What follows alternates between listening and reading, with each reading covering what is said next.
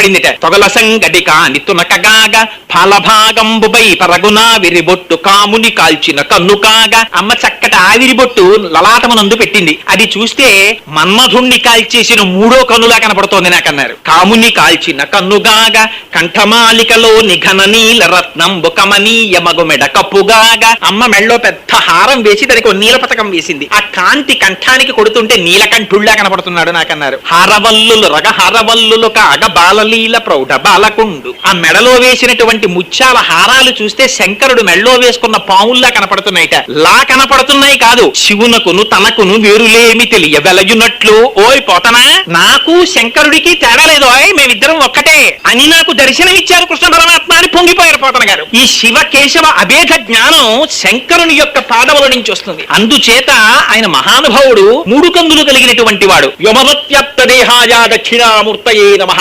అనంత